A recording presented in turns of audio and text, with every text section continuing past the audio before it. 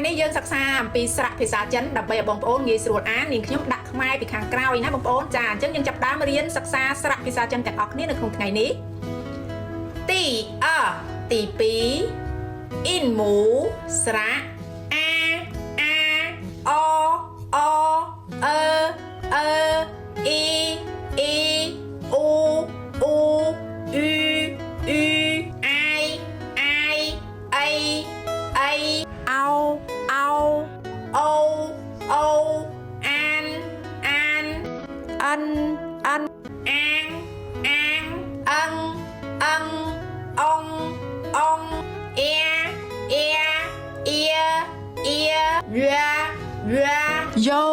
យោអៀនអ៊ីនអ៊ាំងអ៊ីងយ៉ងវ៉ាវ៉ៃវ៉ាន់វិនវាន់វាងវងអូនយា